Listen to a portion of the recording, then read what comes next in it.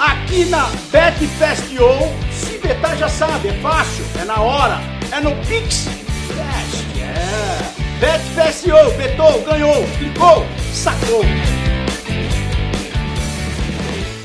Oba, galera!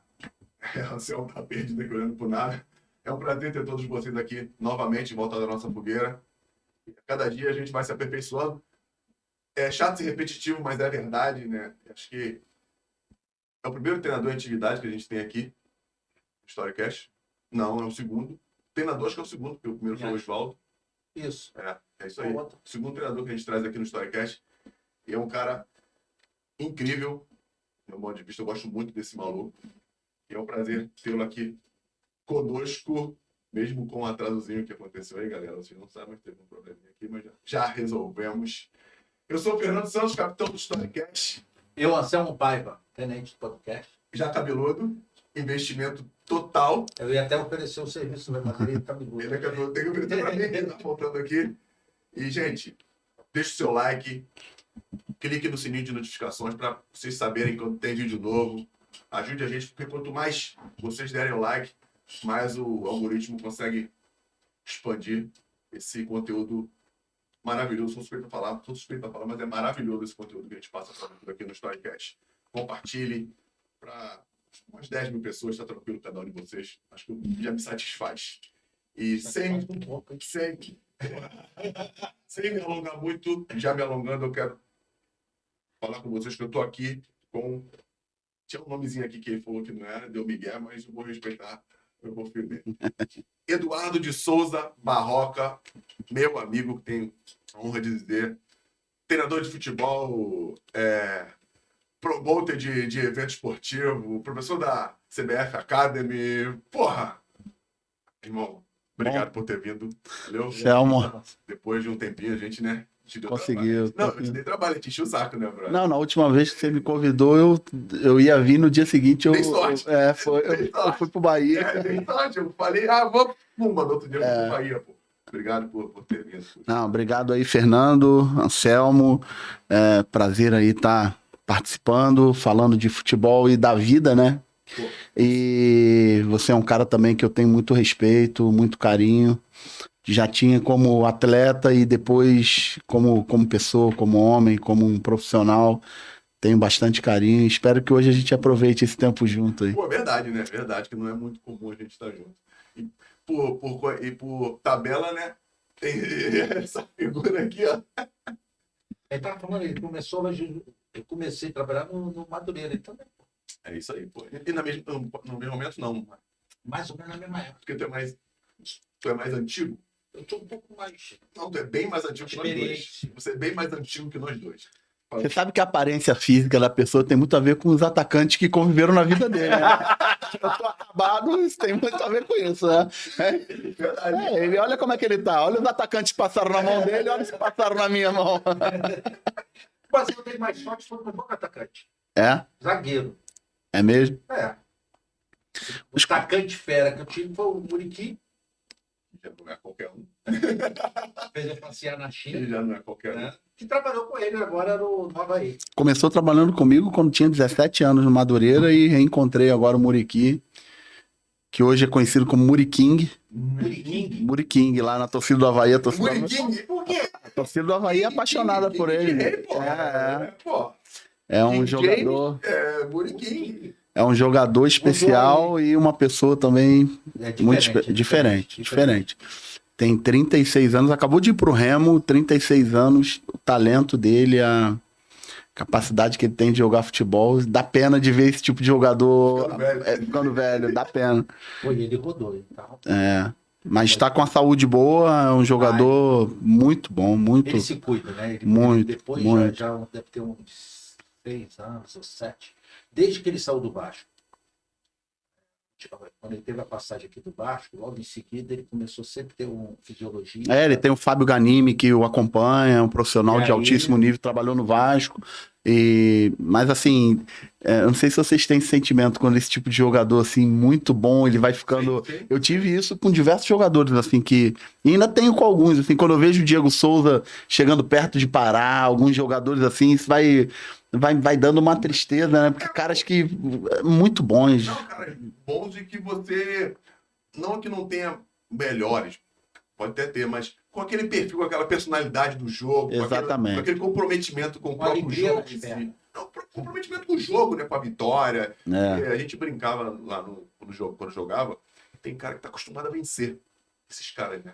Com certeza. A gente estava falando aqui antes que esses jogadores da tua época, né, Fernando? Esses jogadores tinham uma coisa, eu tenho esse sentimento, eu convivi muito jovem com esse tipo de jogador, né? Então, há um tempo, esse jogador tinha uma coisa que eu chamo de sentimento de vergonha. Então, se um lateral chegasse no fundo e não cruzasse bem, os próprios jogadores se regulavam ali do jeito deles, o centroavante xingava. Eu lembro de um episódio com Souza Caveirão. A gente foi jogar uma vez com o Cruzeiro em Belo Horizonte e no final do primeiro tempo, o jogo 0-0 tava no Bahia, 2011, acho. E no final do primeiro tempo, um dos últimos lances do primeiro tempo, o Gabrielzinho, que jogou aqui no Flamengo, sabe? Que era do Bahia. O Gabrielzinho tava no CSA agora, O Gabriel saiu uma jogada pela direita, assim, quase que cara a cara com o goleiro. O zagueiro saiu no Gabriel e se ele cruza, o Souza faz o gol sem goleiro. E ele fez ele teve a infeliz ideia de chutar cruzado, marcado. E chutou pela rede no lado de fora. Você imagina o sentimento dele, o que o Souza falou pra ele? Falou, eu vou te matar no vestiário. Foi daí pra lá, vou te matar no vestiário. E aí pro azar dele, foi o último lance do primeiro tempo. E o juiz apitou e os dois foram pro vestiário. Mas os jogadores tinha muito isso, né? A gente tava falando assim, é impressionante como é que vocês se regulavam ali dentro de campo, né? E esses jogadores aí, eles estão parando de jogar, né? As gerações estão mudando, né? Assim, a gente até pulou uma coisa, mas é legal. Você pegou essas gerações, você pegou a geração anterior, a transição, e hoje trabalha com muitos atletas dessa nova geração. E você lidar com esses caras, a forma é totalmente diferente, né? Tu tem que tratar um de um jeito, o outro de outro. Tá até falando do Bernardinho aqui antes, né? Da mudança de chave. E tu tem esses caras no mesmo grupo hoje. A analogia que eu fiz é que o Bernardinho tem falado em algumas entrevistas que os medalhistas de Atenas de 2004, que era aquela geração de Giba, Maurício, Ricardinho, Gustavo, esses caras eram na porrada, não tinha ideia. Então a relação dele com os caras vinha, e entre eles mesmo era porrada o tempo todo, e eles conseguiam se desafiar o tempo todo. E ele fala que agora em 2016, na Olimpíada do Rio, um determinado momento o Bruninho entrou no quarto dele e falou, para que você não vai conseguir acessar esses caras na porrada, é uma outra geração, uma outra forma, você precisa se comunicar de uma forma diferente. Ele já falou isso algumas vezes, e aí ele percebeu naquele momento que ele precisava agir de uma forma diferente, e com a capacidade que ele tem, com o talento que ele tem, ele rapidamente conseguiu reverter aquele cenário ali que provavelmente devia estar adverso no momento para conseguir vencer, né? Nada melhor do que o filho dele. Exatamente, né? Confiança, né? A gente estava falando aqui antes também do Tite, né? A gente vê hoje o Tite convive com jogadores jovens, como Vinícius, como o Rodrigo, jogadores de 21, 22 anos. Mas o Tite, naquele time de 2001 do Grêmio, Anderson Lima, Vinho, Marcelinho Paraíba, Luiz Mário. O mais bonzinho aí roubava lençol de fantasma. O mais bonzinho aí batia na mãe. E ele conseguia. Então imagina, né? O de 2001 tá campeão aqui. Da Copa do Brasil. Pode ver aí. Brasil. Vamos lá. Danley, Gavião, meu parceiro que jogou comigo na Sub-17. Acho que Anderson Polga. Eram 3 zagueiros. Anderson Acho que o Marinho tava, não tava? Anderson Lima, Mauro Galvão, Marinho, Roger. Isso aqui eu não sei. Rubem Júnior, lateral esquerdo? Rubem Júnior. Né, um Morenozinho, Marcelinho Paraíba, Tinga, Luiz Mário, Fábio Baiano e aquele atacante do Varley. Então, você imagina aí, Nossa. a gente tá falando de... Olha esses caras eram de verdade, né? Porto Alegre, mas a galera Porto Alegre campeã da Copa do Brasil. Isso aí. Então, assim, a capacidade de ter que se adaptar a essa nova realidade. Incrível. Então, parece que, se você for olhar o jogo em si e a relação do jogo, dentro do próprio jogo, parece outro esporte. A relação do jogo com o jogador, do jogador com o jogo, do jogo com o externo, com a torcida, com a imprensa, né? Isso. O que se falava muito antigamente, o que saltava nos nossos olhos era a relação do jogador com a bola, como ele resolvia os problemas individualmente, né? Aquele jogador... O futebol, ele nos traz esse sentimento. Com certeza você tem uma experiência quando era criança, de ter ido a um estádio, de ter visto uma grande equipe ou de se recordar de um grande jogador, e aquilo causou um sentimento em você que causou, que como consequência criou a tua cultura de ver futebol. A minha é diferente, a dele é diferente. Eu tenho uma experiência legal também. Uma vez eu trabalhava no Bahia, a gente ia jogar uma final Bahia e Vitória, e o clássico, e a gente foi olhar o jogo do Vitória, eu com um profissional que trabalhava na época na comissão técnica, que era um gaúcho, analista. E aí eu falei assim, ó, você vai olhar o jogo ali, eu vou olhar o jogo daqui, e depois a gente vai confrontar as ideias. Maneiro. E aí, no final, a gente foi confrontando as ideias coletivas, bolas paradas e tal, e qual jogador que te chamou mais atenção? O jogador que tinha chamado a atenção dele tinha sido um jogador extremamente competitivo, um jogador de disputa, de confronto, e o que tinha me chamado a atenção, um jogador mais técnico, o jogador com a melhor relação com a bola naquela ocasião. Isso provavelmente porque a cultura dele de futebol, de criança, o time que ele viu jogar, do Grêmio ou do Inter, eu não lembro exatamente o time que ele torcia, o que ele mais gostava, tem a ver com isso. E o futebol causa esse sentimento diferente em cada um de nós. Se eu for te fazer uma pergunta assim, quando você era criança, qual o jogo, qual o momento que alguém te levou ao Maracanã, qual o jogo que te encantou, e o Anselmo a mesma coisa, e a gente vai ter vivências diferentes nesse sentido, né? O futebol vai causar sentimento na gente, e isso vai criando a nossa cultura de enxergar futebol, de sentir o futebol no nosso corpo. Isso te influencia na hora de você montar suas equipes, Totalmente. na hora de você escolher teu modelo? Totalmente. Eu conheço teu modelo, eu perguntei porque eu sei como você gosta de jogar, e dentro do que tu me falou, é isso mesmo, né? A relação com a bola, ter a bola. Não é que me influencia todos os treinadores.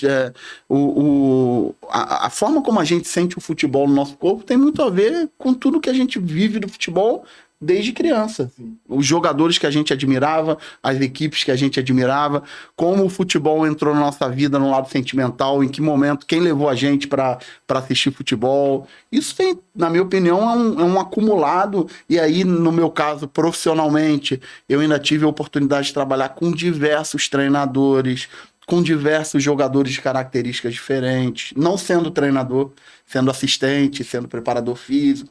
Então isso tudo vai causando vai, como consequência, causando a tua própria cultura de ver e sentir o futebol. Vai Exatamente. criando toda uma estrutura que você vai acreditando, uma estrutura de crenças. Né? Exatamente. Você coloca... Caraca, maneiro, gostei. Exatamente. Dessa Barroca, você quando tem uma equipe que você precisa motivar ela, você tem um feedback da parte mental desse pessoal, que a gente estava falando aqui que antigamente você tinha que ser na porrada.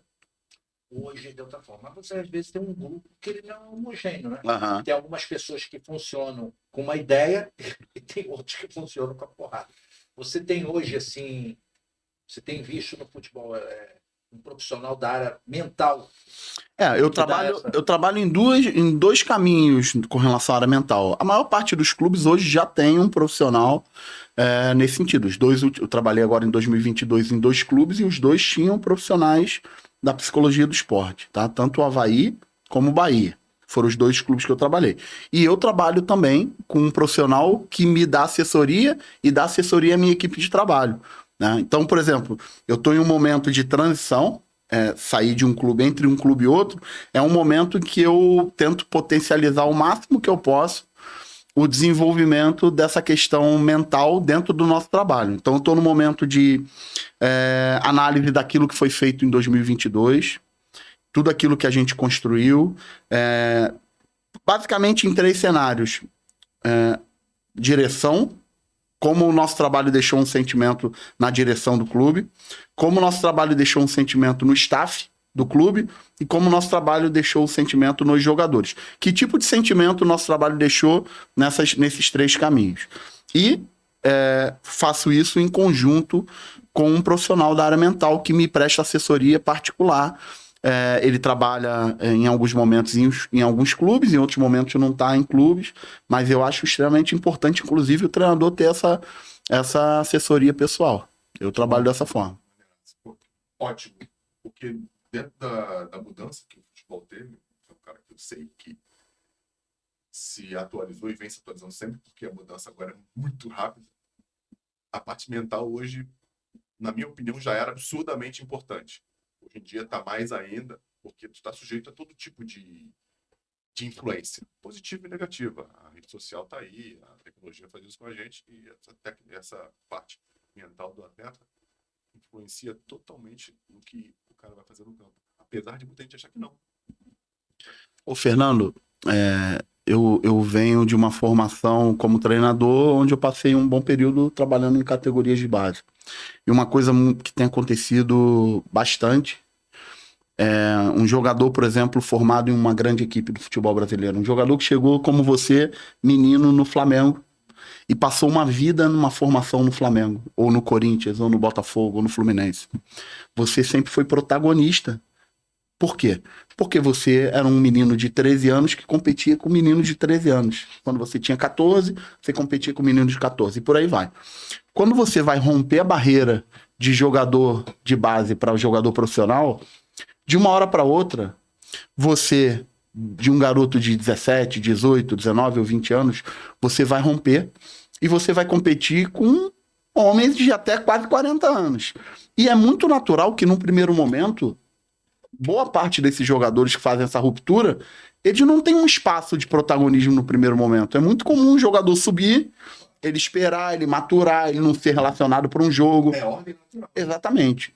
Existem as exceções, os jogadores conseguem romper e já ganhar um espaço de protagonismo. E aí está um ponto importantíssimo do processo que acontece hoje de depressão em jogadores de futebol jovens. Eu vivo isso constantemente. Por quê? Porque o jogador tem uma expectativa externa em volta dele, do seu agente, da sua família, dos seus vizinhos, dos seus amigos, onde ele sempre foi protagonista. E de uma hora para outra, ele vai passar a não ter um espaço. O cara que vai subir um centroavante hoje de 18 anos do Grêmio, ele não vai chegar e vai romper o lugar do Diego Souza. Ele vai ter que esperar, ele vai ter que ser o terceiro reserva, o quarto reserva. Ele não vai ser relacionado. E em cima disso, existe toda uma órbita pressionando ele. Por que você não joga? Por que você não é relacionado? Hoje existe o advento aí das redes sociais, tudo isso. E daqui a pouco esse jogador ele está num processo de dificuldade desse entendimento. Se não houver uma organização, uma clareza em cima disso, um projeto realmente da própria carreira do jogador e do clube em cima do jogador, ele passa por dificuldade. Essa semana foi anunciado aí que o Jean-Pierre, um jogador que estava jogando comigo agora no Avaí, está pensando numa possibilidade de aposentadoria. Então, 24 anos. 24 anos. Um jogador do Grêmio. Não, ele teve um problema de saúde que foi totalmente recuperado. Esse ano eu trabalhei com ele totalmente tranquilo com relação a isso. Inserido no grupo, participou, só que me parece que ele perdeu prazer. E um jogador com contrato em vigência com o Grêmio. Então, assim, é algo pra gente, obviamente, estar com uma lupa importante, porque isso... Eu acho que isso também, obviamente, está muito proporcional a tudo que está acontecendo na órbita do futebol, né?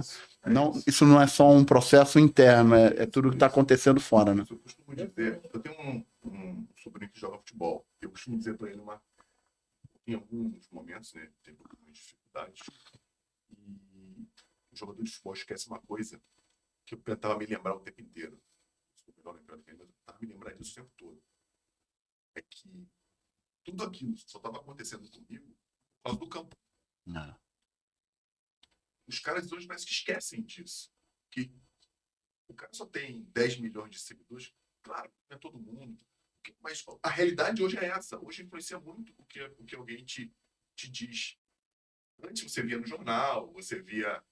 Era mais fácil de você administrar. Só que o campo era sempre o mais importante para mim. Só tá me olhando porque eu só tô aqui porque eu só posso pagar isso aqui por causa do campo. Uhum. Quando não tiver lá no campo arrebentando, Tudo pode acabar. Então, tu acaba dando um valor ao que tem que ser valorizado. Às vezes eu acho que a galera perdeu um pouco dessa noção do que realmente importa. Caralho, falei. Mas você acha que isso tem a ver com o futebol ou com a vida? Vamos passar Com a vida. para qualquer outro segmento. Com a vida. Qualquer outro segmento. É com a vida. Né? É com a vida. Isso não tem. Se a gente for fazer uma analogia com os nossos filhos menores, eles também passam por esse processo. A influência do que a rede social diz para eles, do que os outros pensam. Então, isso eu acho que é um advento muito na vida contemporânea que a gente está. Cultural, né? Exatamente. E que a gente tem que estar bastante atento para onde a gente vai ter Tem um documentário bastante interessante, eu acredito que vocês já tenham visto, O Dilema das Redes, no Netflix, né? Que mostra exatamente isso que a gente está falando, né? Tudo que a gente é envolvido nesse mundo que a gente consome boa parte do nosso tempo. Tem uma pergunta, doido, desculpa. Falar em internet, né? A gente está fazendo essa transmissão em paralelo aqui com o Instagram, e um seguidor, que é o Verão Futebol 1973, ele quer fazer uma pergunta para o Barroca. Ele perguntou sobre o esquema tático da Argentina, que ele vem fazendo 1-5-3-2. Vem fazendo essa marcação na linha do tempo, na linha do meio de campo, ou seja, um bloco médio. Se você ver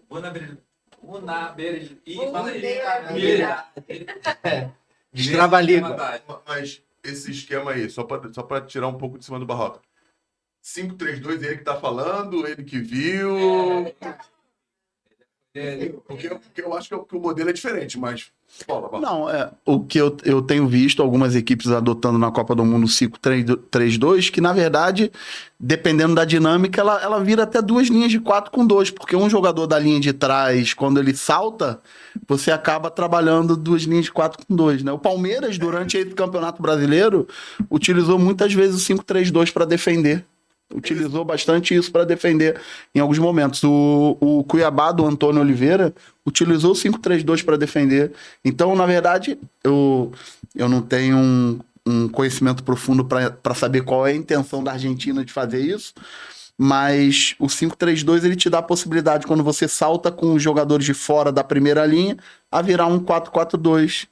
Eu acho que é aí que eles conseguem, porque a galera tá comparando muito, agora vou desabafar. A galera tá comparando muito a Argentina com o Brasil, porque uma perdeu e outra ganhou. Não é isso? Só que a característica dos jogadores são totalmente diferentes dos caras que jogam. Não dos zagueiros, laterais não, mas dos caras de meio e os caras de fora. No Brasil, os caras são atacantes jogando fora. Na Argentina, não. Os caras são meias. Quem joga por fora na Argentina é o Depou e o Macalista. São meias de origem. Já tem na língua popular, quando tem o caguete, né, de vir mais para dentro, de congestionar mais o meio campo, sair para marcar lateral. E, enfim, é um jogo diferente, entendeu? Uma forma de jogar e até de contra-atacar diferente, que libera mais dois caras da frente para fazer o que quiser. Verdade. Enfim. Pô, tem pergunta? Tem um amigo teu querendo te poder aqui. O Marcelo Xavier. Tá chamando aqui. Perguntou qual foi a maior quebrada que um auxiliar seu já deu. Ele já deve saber que é. Não, tem muitas, tem muitas. Ele. Eu pergunto a ele aqui, ó, sua? Pô, só pode ser. Ele falou que tem uma resenha boa do Sassá no Botafogo também. Não, tem diversas vezes. Pode falar? Não, pode falar. Tem muita. Tem uma boa dele. A gente foi fazer um jogo na Vila Belmiro contra o Santos. E o goleiro do Santos estava machucado, e o Vladimir, que era até meu goleiro agora no Avaí, era o reserva. O Vlad estava 4 meses sem fazer um jogo. E aí o Vlad ia jogar, o time voltou do aquecimento, e aí o Sassá falou: vamos lá, rapaziada, vamos chutar pro gol, porque o goleiro dele está 4 meses sem jogar. O nosso goleiro que ia jogar estava quase 1 ano sem jogar. Tava todo mundo olhando e falando: não deixa chutar não.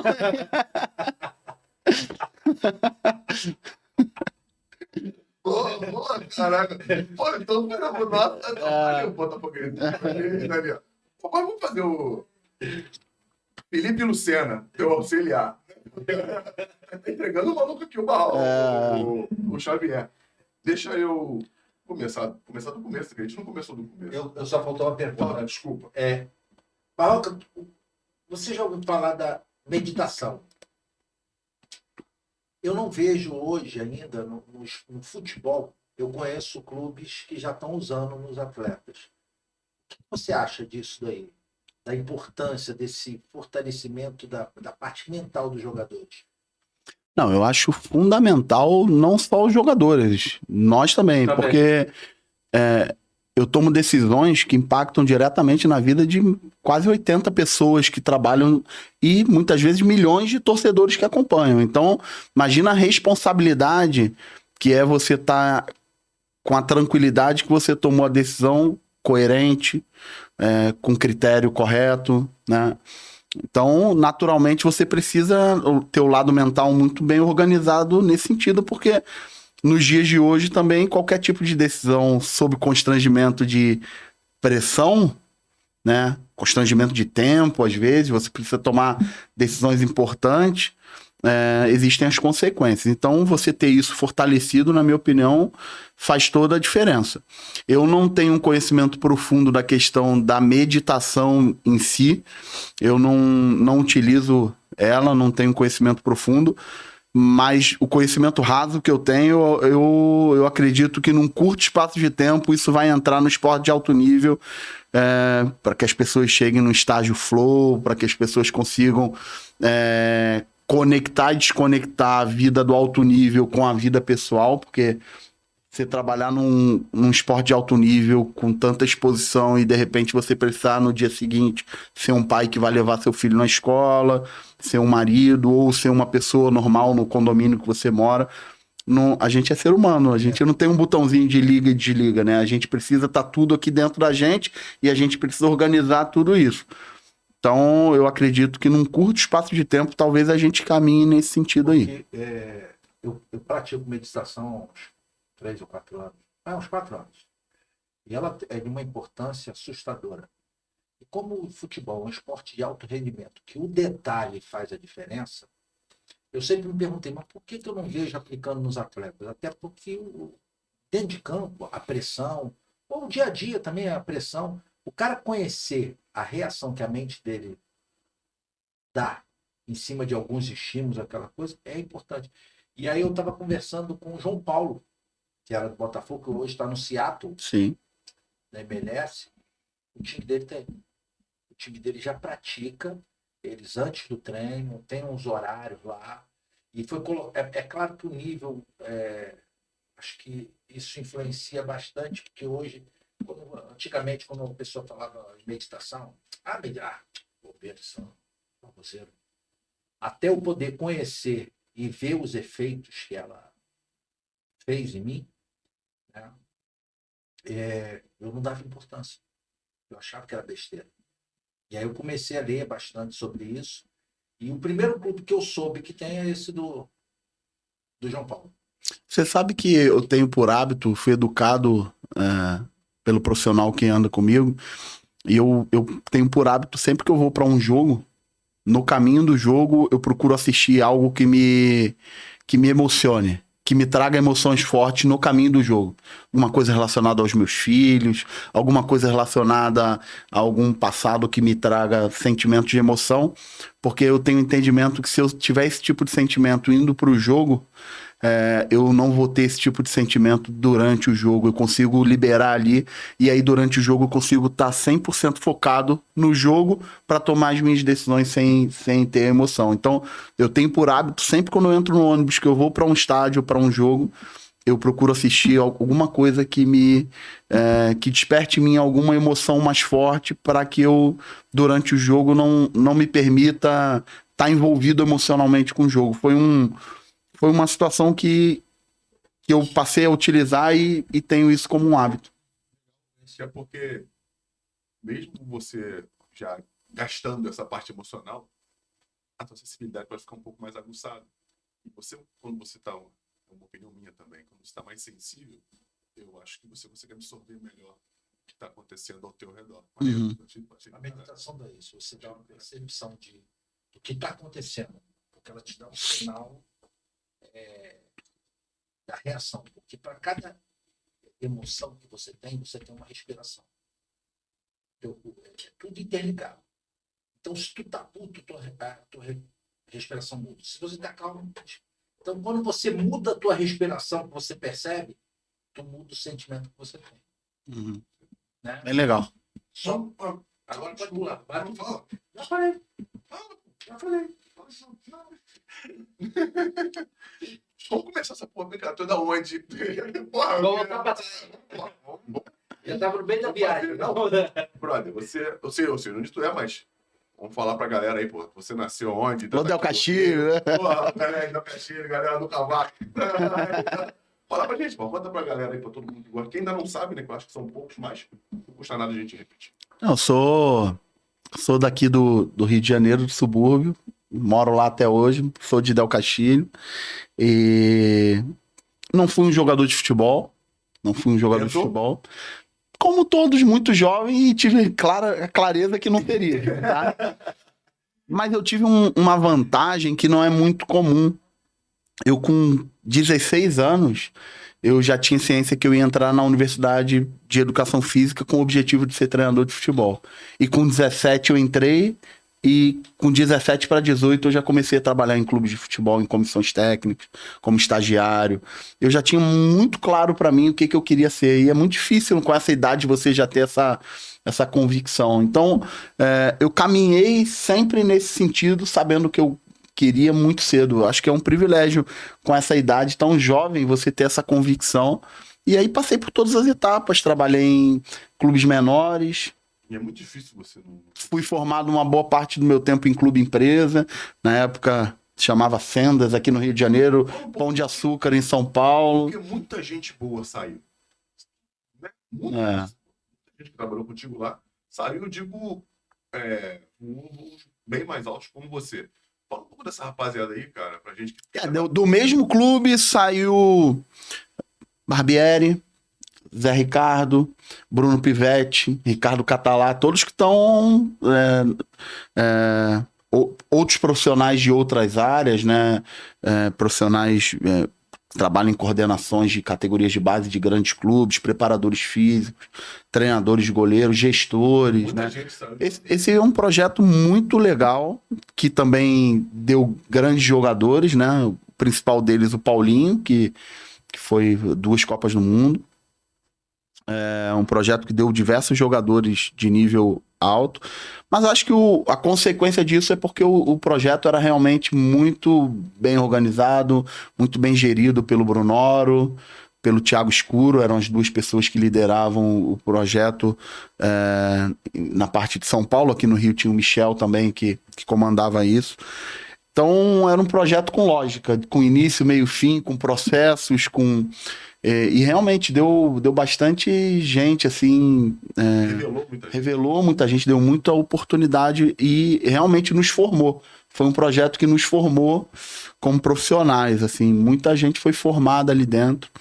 E, como eu falei, trabalhei em clubes menores, clube empresa, trabalhei em categorias de base, fui auxiliar técnico durante muito tempo de treinadores extremamente experientes. Tive essa honra de muito jovem ser auxiliar técnico de Joel Santana, René Simões, Paulo Roberto Falcão, Celso Rotti, Jorginho, Doriva, Cristóvão, Rogério Lourenço, que foi muito importante na minha vida, que foi me levou o Rogério me levou ao Bahia pela primeira vez, eu fui como assistente dele, é um cara extremamente especial. Muitos, Wagner Benazzi, trabalhei com muitos treinadores. O Rogério você teve na base também, na seleção de base? Não tive com o Rogério na seleção de base. Fui com o Rogério. Eu trabalhei nas seleções de base com o Micali e depois com o Amadeu.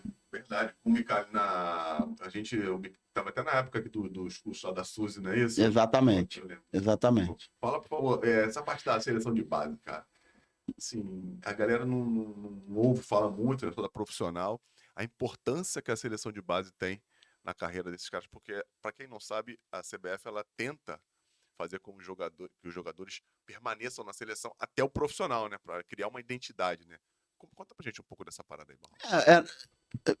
Me parece que lá atrás era de uma forma, eu não vivi isso, você viveu isso como atleta, mas o período que eu trabalhei já era um período bem organizado, assim, já existia toda uma lógica de monitoramento dos jovens jogadores. Eles passavam na sub-15, seguiam 17, sub-20, se existia uma lista larga, que se chama, né, Então, existia lá uma lista com 15 laterais direitos, 15 zagueiros, e dali ia monitorando os jogadores, já existia uma lógica muito bem estruturada, era o Damiani, que hoje está no Atlético Mineiro, que comandava.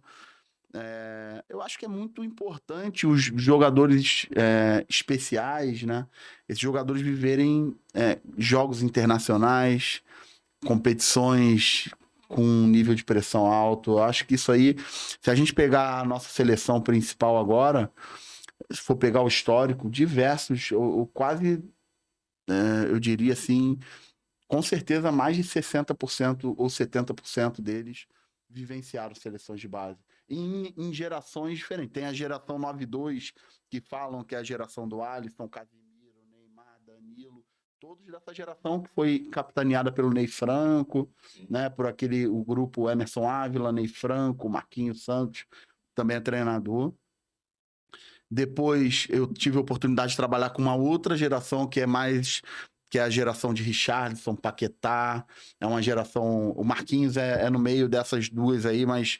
o Marquinhos é 9-4, mas tinha Richarlison, tinha Paquetá, tinha David Neres, Arana, que provavelmente ia para a Copa do Mundo. Tínhamos bastante jogadores dessa... Pedro.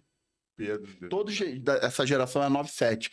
E também trabalhei com os mais jovens, né? Que agora tem Vinícius, Rodrigo, que são os mais jovens. É a geração 99, 2000, 2001 e com certeza vão surgir outros aí, como a gente vê aí jogadores rompendo como o Endrick do Palmeiras, jogadores ganhando um espaço muito jovens, os meninos do Santos, o Marcos Leonardo, meninos... o Ramon tem feito convocações, esse Matheus Nascimento do Botafogo, jogadores realmente com potencial grande de romper e serem protagonistas numa próxima Copa do Mundo. Né?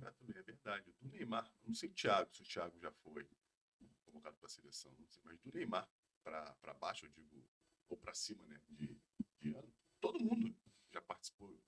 No mínimo de uma convocação ou duas. Eu não diria todo mundo, porque eu não tenho essa convicção, mas boa parte. Isso é interessante também, porque a galera entender. Não quer dizer que quem não foi não Claro, possa ir, claro. mas se você foi... Mas o que isso quer dizer, na verdade, Fernando? É que o jogador jovem, a gente fala dos jovens jogadores que estão ali jogando uma Copa do Mundo, eles já têm diversas experiências internacionais, eles já jogaram várias vezes na base, Brasil, Argentina, sul-americanos, eles já jogaram competições internacionais pelo mundo, eles já têm a experiência de vestir a camisa da seleção brasileira desde 15, 16 anos. Isso faz uma diferença significativa. O jogador chega realmente com 21, 22 anos com uma experiência assim muito boa. É que a galera acha que não existe, mas já tem muito jogo nas costas dessa mulher. Exatamente. Maneiro. Vou falar de uma parada aqui que eu não posso deixar de falar para você, porque é legal pra caramba. Barroca campeão brasileiro, 2016. Eu tava lá foi o primeiro jogo da final. Uhum. Foi, né, foi contra o Corinthians. Contra o Corinthians na Portuguesa. E aquela geração, uma geração, não sei se é geração de ouro, mas uma geração muito especial do Botafogo. Né, de jogadores especiais. Foi. E ali, você já tinha quantos anos? A gente já, a minha cronologia já foi pro caralho. A minha também. Então, ali você já tinha quantos anos? Ali eu já tinha vivido muitos anos como auxiliar técnico de profissional, já tinha vivido e recebi um convite para ir ao Botafogo para treinar o Sub-20 e o Sub-23 do Botafogo. Fui treinador do Sub-20 e do Sub-23. Foi uma experiência muito legal, porque eu cheguei em um grupo de jogadores que já tinham trabalho e dali a gente conseguiu ótimos resultados esportivos, mas também promoção de muitos jogadores ao futebol profissional e de uma forma muito legal, assim, era um grupo de jogadores que gostava de jogar junto. Eu falo isso, eu tenho uma geração que eu trabalhei uma vez no Madureira, que é uma geração 90, que eles vinham jogando desde 7 anos de idade no futsal. Então, quando eles chegaram no Sub-20, eles adoravam jogar juntos, era um negócio bonito de ver entre eles, eles adoravam. Você deve ter vivido isso na tua geração no Flamengo, eles adoravam jogar juntos, e essa geração do Botafogo, ela adorava jogar junto, assim, eles iam para os jogos com uma convicção que eles ganhariam de qualquer um, assim, e a postura deles em campo era impressionante nesse sentido, eles tinham uma imposição dentro de jogo, assim, a gente... o teu trabalho, né? Com certeza. Eu acho que isso aí é espetacular para um treinador ter um grupo de jogadores que tem esse tipo de confiança individual e neles mesmos, né? Tanto que a gente vence um campeonato brasileiro com soberania, a gente ganha do Corinthians lá dentro no jogo final, lá em Itaquera, com bastante torcida do Corinthians, e eles jogando assim, a gente ganhou o jogo de 2-0, perdemos um pênalti, poderíamos ter vencido até demais. Quer dizer, que não é muito comum, né? Então é uma geração muito legal e que do time que jogou a final, só um jogador não vestiu a camisa profissional do Botafogo. Todos vestiram a camisa e se for pegar do grupo, 18 ou 19 jogadores vestiram a camisa de uma geração única, que é atípico. Não, é atípico, né? Totalmente. É atípico, Totalmente atípico. Eu vivi um pouquinho disso também no Corinthians, agora essa geração que tá jogando hoje no profissional do Corinthians, ela passou na minha mão. E também é um pouco atípico, assim. Muitos deles... Você pode falar o nome dos caras? Do Corinthians? Tem problema do Botafogo também. Do Botafogo, Diego Loureiro foi o goleiro do Botafogo, Marcinho, lateral direito, Marcelo Benevenuto, Canu, o Vitor Lindenberg jogou no profissional do Botafogo, depois foi emprestado, Bochecha, Matheus Fernandes, e o Alisson, que era um meia que foi o único que não jogou. Um canhoto cabeludinho? Não, esse era o Jordan, que depois até jogou, foi pro Corinthians, mas o Alisson foi o único jogador que não jogou no profissional do Botafogo. Yuri jogou no profissional do Botafogo depois como lateral esquerdo. Renan Gorni e o Pachu. Todos jogaram no futebol profissional do Botafogo, de uma geração inteira. Incrível, né, cara? Incrível. Aí dessa geração ainda teve Rickson, Ezequiel, teve o Jonathan, lateral esquerdo. Tiveram outros jogadores que eu posso até estar esquecendo, assim, mas diversos jogadores que conseguiram romper e jogar. Mas tu chegou, já estava tudo arrumado. Eu cheguei em uma troca de treinador. Era até o Maurício Souza que assumiu o Vasco agora. Ele tava lá, ele saiu. Eu cheguei, eu não tinha naquele momento, muita expectativa de trabalhar em base. Minha expectativa era trabalhar em profissional. Mas eu recebi o convite, fui, e foi a melhor coisa que eu fiz naquele momento ali. Foi muito bom trabalhar com aquele grupo, foi muito bom trabalhar no Botafogo novamente. Eu já tinha trabalhado em 2014 no profissional como auxiliar técnico e foi uma experiência espetacular, assim, trabalhar com essa molecada. De quem? Do Eduardo Húngaro. A gente fez a Libertadores. Você estava lá com tava ele lá, nessa época tava da lá. Libertadores. Essa época da Libertadores, Iberê, que é o nosso PVC aqui do... o Sidorf estava lá, estava aquele grupo. Não, eles tinham acabado de sair. Foi no ano anterior. Foi no né? ano posterior. Foi no ano posterior. Tá, achei que... Foi o ano do rebaixamento. Depois. O Júlio teve aqui também, o Júlio lateral. Eu só trabalhei em 2014 até maio. Aí, quando a gente saiu da Libertadores, eu saí e fui pro Fluminense. Quando foi teu primeiro trabalho profissional? Como treinador? Como auxiliar mesmo. Você saiu da base e você subiu pro profissional para trabalhar. No Madureira, lá atrás, há muitos anos atrás, eu já dava um suporte aos treinadores. Eu era bem jovem, dava suporte, às vezes montando uma preleção, dando um treino. Mas, efetivamente, em 2010, no Sendas, eu fui auxiliar do Marcelinho Paulista, que é um amigo nosso. E depois, no Bahia, de 2011 em diante, eu fui auxiliar de diversos treinadores no Bahia. Direto. Aí Bahia, depois Botafogo, depois Vasco, depois Fluminense. Aí eu fui rodando diversos clubes como auxiliar técnico. E vai dentro daqueles caras que você falou, né? Joel, Falcão, Jorginho, Renê. Desse eu trabalhei com Joel e o Celso Rotti, que são perfis totalmente diferentes, né, cara? Pô, e tu tava falando pra gente do Joel nesse time de 2011, não é isso? Você trabalhou, e o Joel era o treinador dessa rapaziada. Acho que ninguém melhor do que o Joel Santana para trabalhar com esses caras aí. Como é que foi esse ano que você trabalhou? O Joel ficou o ano inteiro? Não, o Joel ficou metade. Na verdade, em 3 anos de Bahia, eu trabalhei com 8 ou 9 treinadores. Assim, foi um período de muitas trocas. Assim. O Joel pegou esse grupo já no final, mas era um grupo bem característico, assim, muito jogador... Bem old school. Bem old school. Foi o ano que eu mais separei briga na minha vida.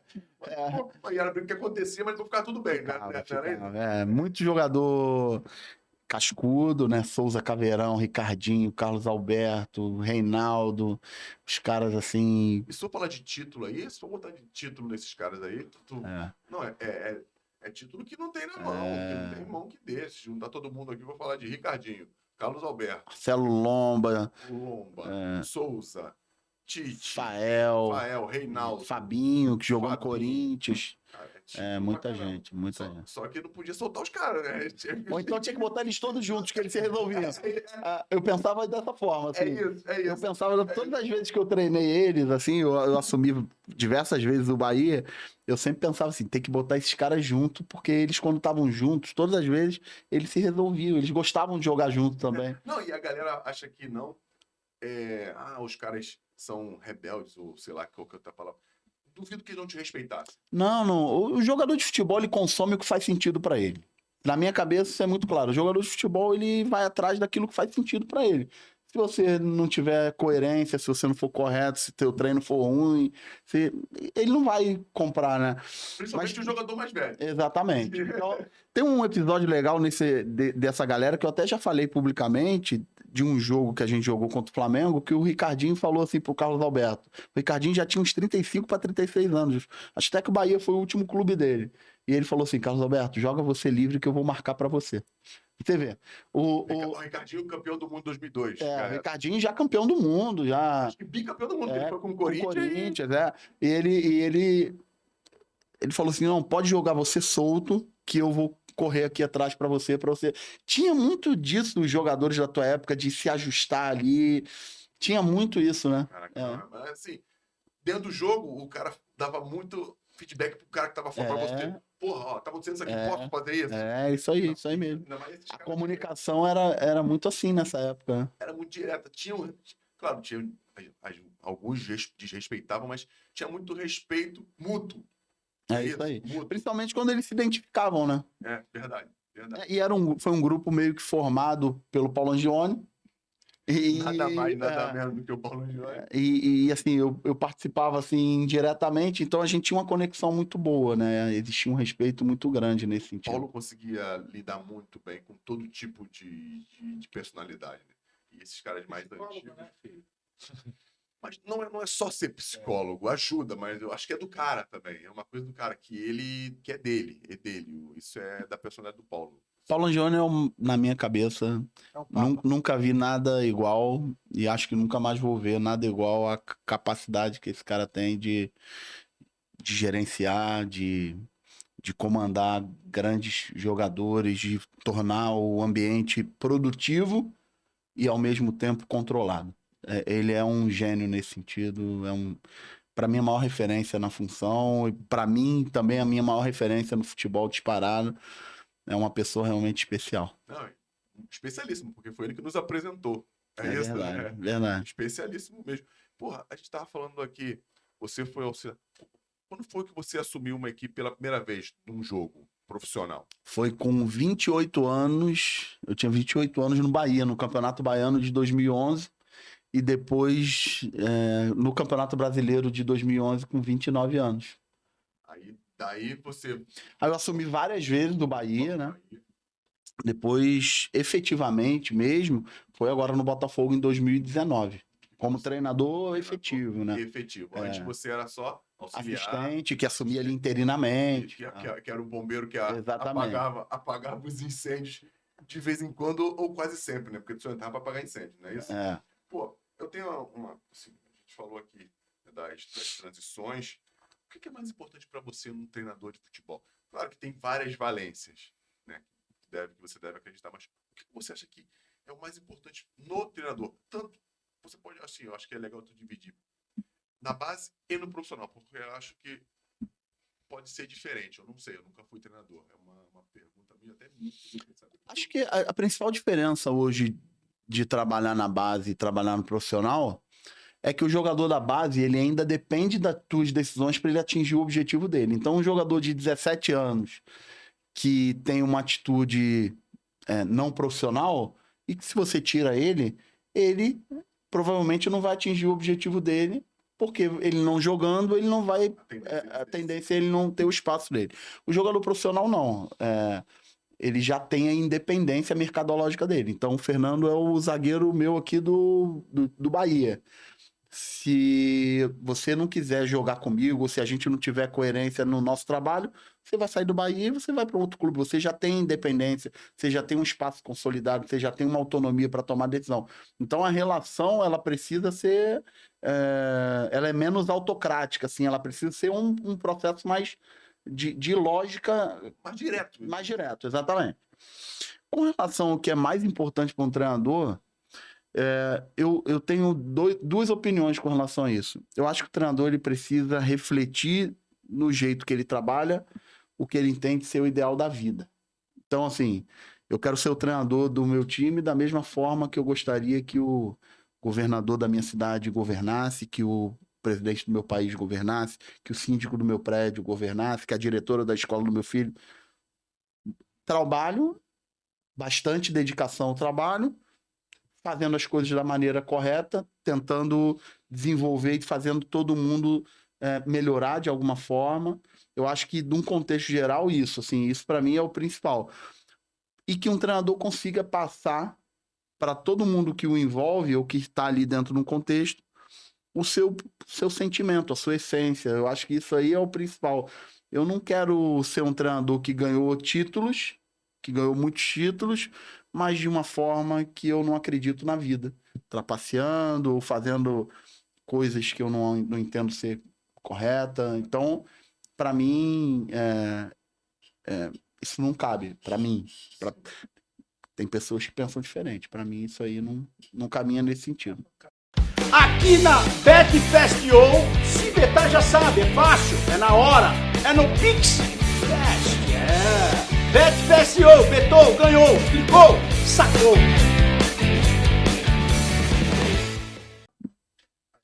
O Brasil é uma potência do futebol, isso aí todo mundo sabe, né?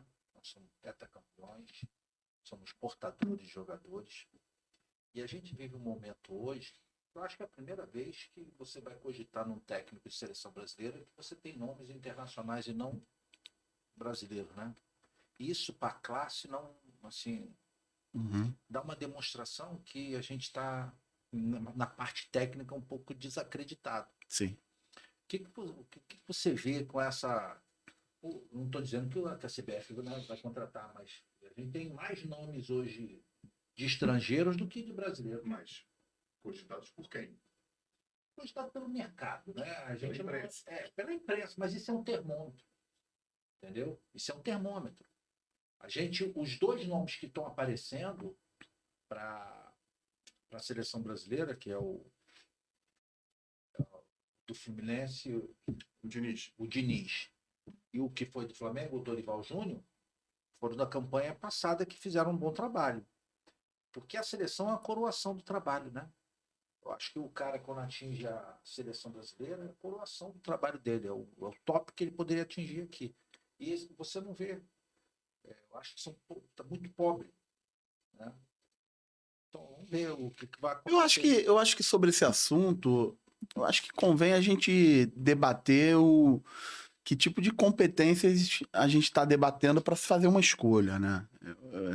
Sobre essa questão de ser estrangeiro, ser brasileiro, eu acho que isso é uma discussão realmente muito rasa, porque o que a gente tem que debater, evidentemente, é que tipo de competências acumuladas esse profissional e sua equipe de trabalho precisam ter para oferecer um trabalho de altíssimo nível. Porque o que eu acho que acaba acontecendo é que há muitos anos o mercado brasileiro ele forma treinadores para entregar resultados a curto prazo, porque o sistema é esse. Quais são os treinadores de projetos que nós temos aqui? Foram formados por projetos. Formados para... A gente tem aí hoje a entrada das SAFs, né? Da lógica desportiva, né? Quem de nós, né? Quantos de nós foram formados para conviver com isso? Então, eu acho que a gente tem que debater isso. A gente vai ver, na minha opinião, eu já vejo hoje treinadores jovens formados passando por isso, formados habituados a isso, porque viveram essa experiência. Hoje eu vejo treinadores jovens com uma formação muito clara, né? Passando por todas as etapas, tendo um caminho pavimentado até chegar ali. Mas, peraí, eu acho que a gente tem muitos profissionais competentes aqui que podem tranquilamente ocupar o espaço. Eu acho que o debate é o que se quer. O que se quer de um treinador da seleção brasileira ou um treinador de um clube e tal? A escolha tem que passar pelo que se quer. Então, na minha cabeça é isso. Assim, eu acho que não passa pela nacionalidade. Se chegar ao consenso que o profissional que acumula as maiores competências junto com a sua equipe de trabalho seja um estrangeiro, problema nenhum, faz parte. O empregador tem a prerrogativa da escolha e as consequências da sua escolha, né, em qualquer cenário. Agora, a gente precisa ter convicção que as escolhas estão sendo pautadas em cima disso, né? Então, e não em cima de outras coisas. Tá? Tem algum desses aí? Tem algum treinador que você se espelha? Algum cara que você gosta do trabalho? Que eu acho, né, pelo que eu te conheço, tu deve conhecer uma porção, para não falar um palavrão que eu já falei um monte aqui, uma porrada de treinador.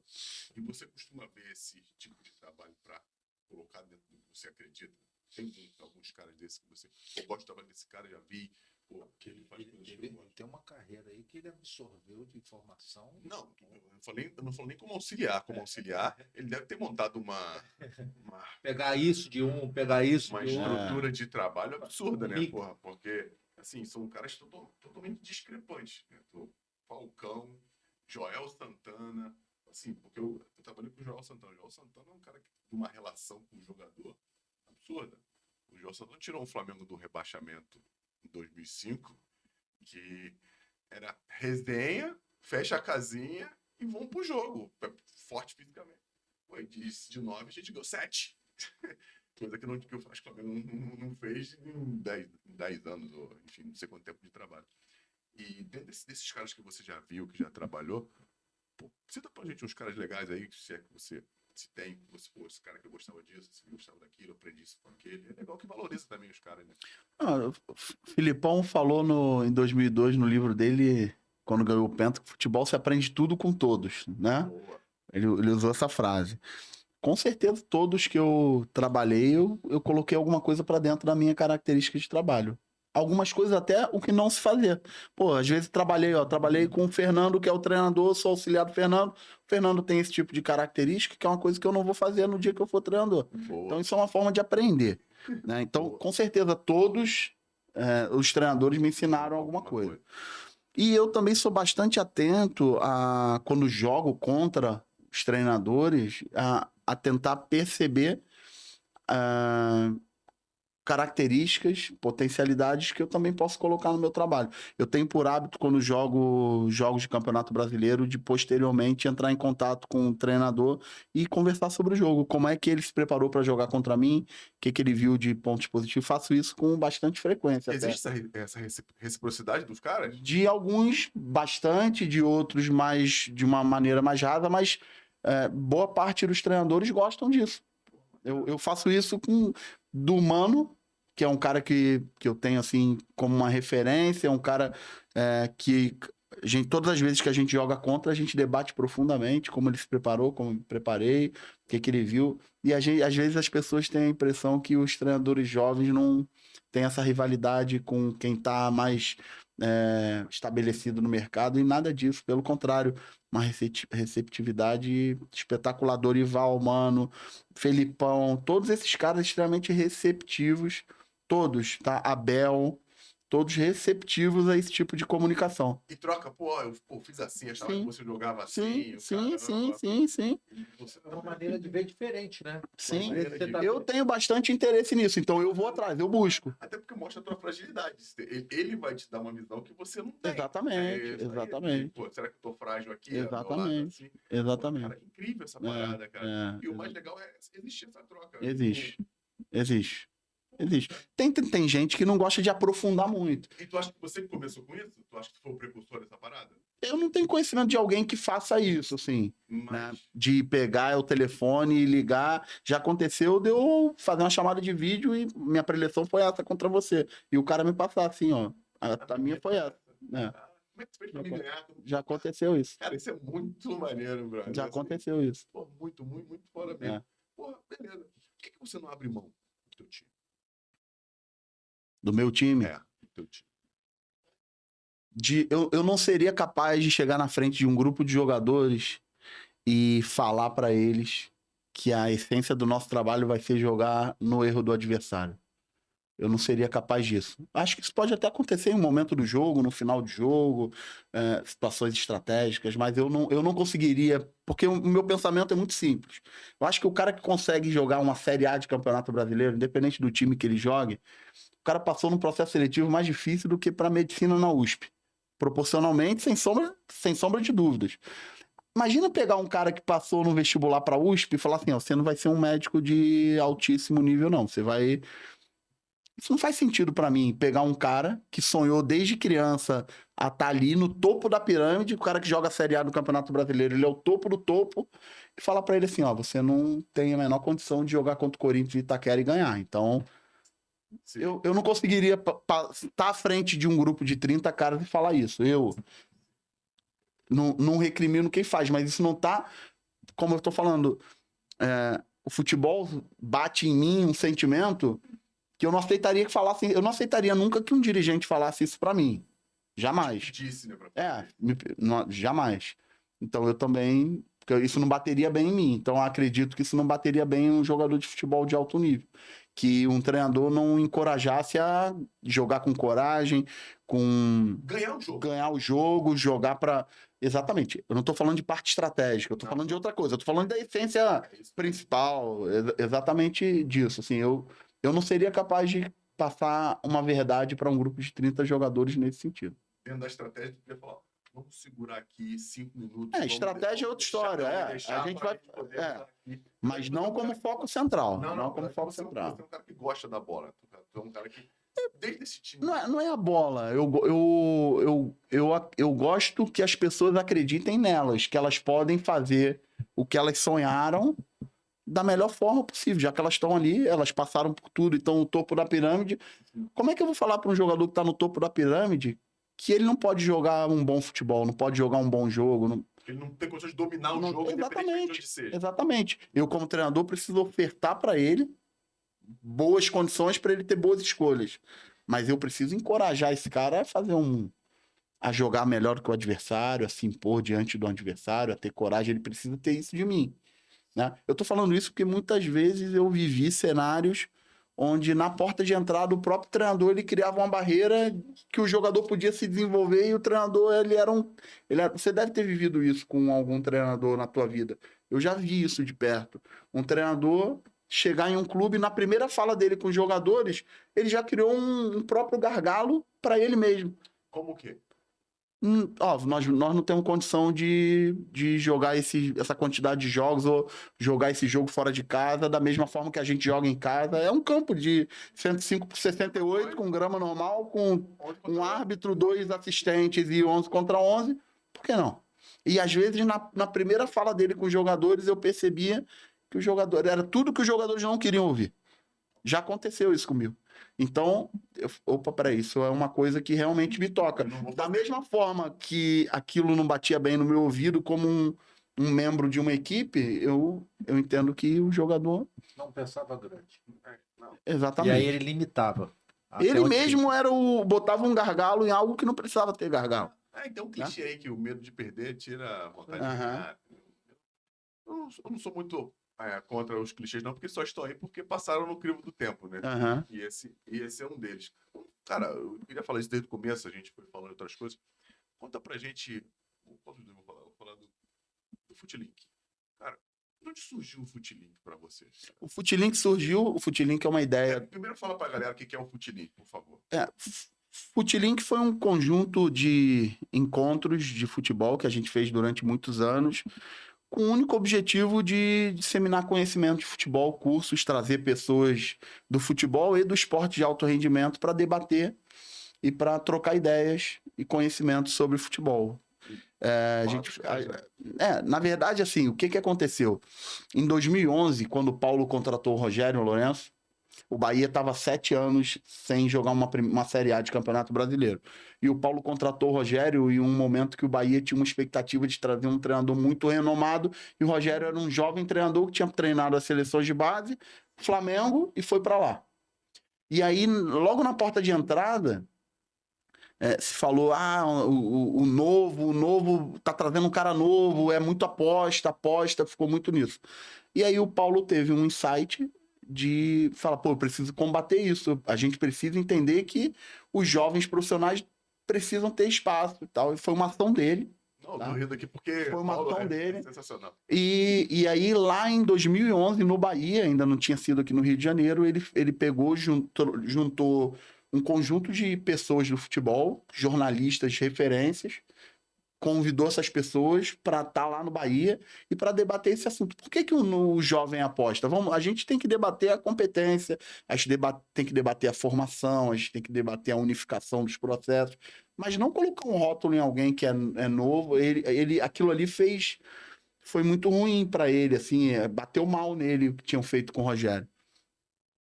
E aí ele fez isso 2 ou 3 anos seguidos no Bahia, convidou pessoas do futebol, convidou pessoas do Brasil todo, as principais referências de ciência, de imprensa, treinadores, jovens treinadores, executivos, colocou todo mundo numa mesma mesa para debater, e pau cantou. Voltamos a trabalhar no Rio em 2014, e ele entendeu que isso precisava continuar, e a gente precisava amplificar aquilo que a gente estava fazendo para poucas pessoas, a gente precisava tornar isso maior. E aí foi uma ideia dele, ele conseguiu, com o Furnas, que foi um parceiro, conseguiu um espaço espetacular. Conseguimos fazer um calendário anual de 10 por ano, então a gente fazia de fevereiro a novembro, um por mês, com temas diferentes, e foi durante muitos anos aí um canal de conhecimento importante para quem trabalha com futebol. Conhecimento, encontros. Encontros, exatamente. Trouxemos pessoas que talvez sem essa oportunidade que o Paulo deu, que a gente não teria oportunidade de conhecer. E o evento ele foi realmente assim crescendo. E o que acabou acontecendo? A ideia foi do Paulo, e ele é realmente o pai da criança, ele é o idealizador e foi quem conseguiu colocar para frente.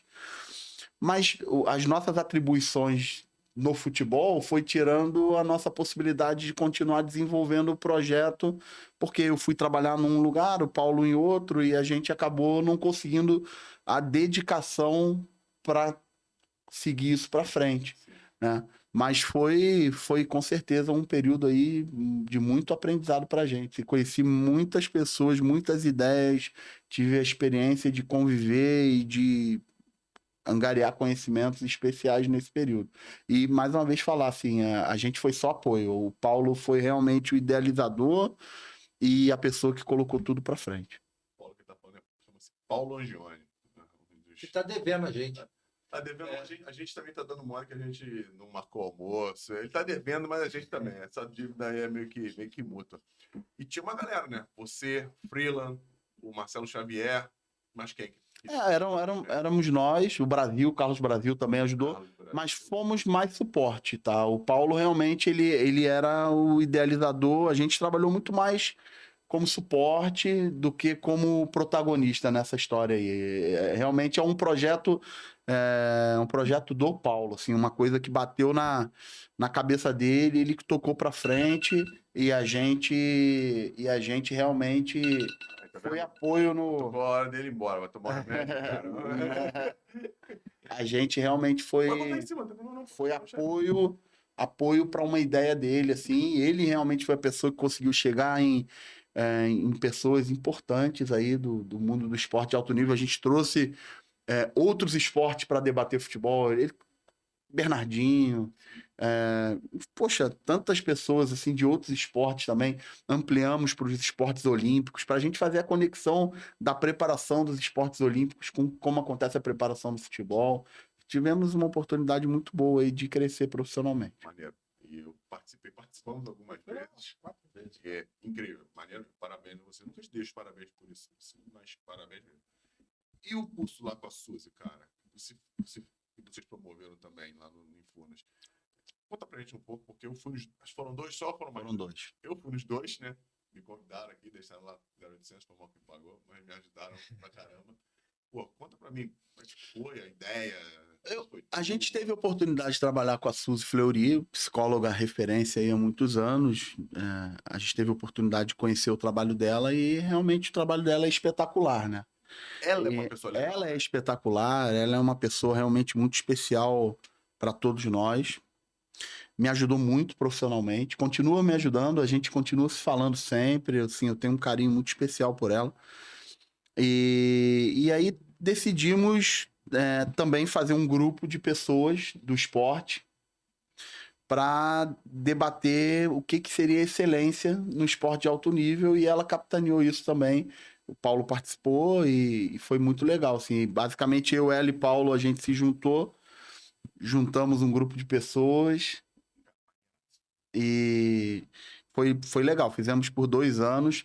O objetivo era sempre conhecimento, buscar conhecimento. Naquela ocasião, há esses anos atrás, você não tinha tanto acesso ao conhecimento como você tem hoje pela internet. Na verdade, não existia isso. Então, a gente tentava trazer para perto da gente pessoas que podiam agregar conhecimento e valor nesse sentido. Muita gente boa. Tandy, Mônica, manda o Tandy, não é isso? Isso. Tite. Cara, eu vou falar, eu esqueci o treinador que trabalhou no Bahia, no Botafogo, trabalhou na Jamaica. Como é que é o nome? René Simões. O professor René Simões. Enfim, o Bruno Quadros, Tábor, Juan. Jogadores, treinadores, pessoas de outros esportes. Pessoas também que trabalham com psicologia do esporte. Não, liderança, a gente teve um que teve delegado, pessoas de lideranças de outras áreas participando ali. Não, cara, muito maneiro, mas eu aprendi pra caramba nesses cursos aí, muito legal. Fala pra gente. Assim, cara, eu vou ficar falando contigo aqui até amanhã, tá? Só pra ficar esperto. Cara, assim, eu gosto de perguntar de momentos incríveis, né, cara? Assim, porque tu trabalha com... Pode fazer. Pode fazer sim. Já é. Não sei. Era pra eu... Pô, mas não dá pra eu... Cara, galera, é porque ele quer... O Patrick tá aqui atrás. Aí ele quer falar comigo, ele fica mandando mensagem pra mim. Porra, não dá, pô. Eu tô com a parada aqui, o Barroca falando. Qual era Ele tem vergonha. Ele tem vergonha. Ele tem vergonha. Uma live do Instagram ia acabar. Ele tem vergonha. Vai acabar. Ele tem vergonha. Mas acabou. Ele tem vergonha. Pô, não, Barroca. Tem toda autonomia pra falar, pô. Tá doido? Cara, agora eu até me perdi aqui. Você tá Momentos incríveis. Momentos incríveis da sua carreira, assim, os jogos incríveis, assim, que você teve, cara. Fernando, os principais momentos incríveis, pra mim, não tem a ver com jogos, tem a ver com relações, cara. Pô, melhor ainda. Pra mim, tem a ver com as relações. Porque no meio disso tudo, dessa selva que a gente vive, a gente consegue fazer grandes amigos, a gente consegue viver coisas especiais, assim.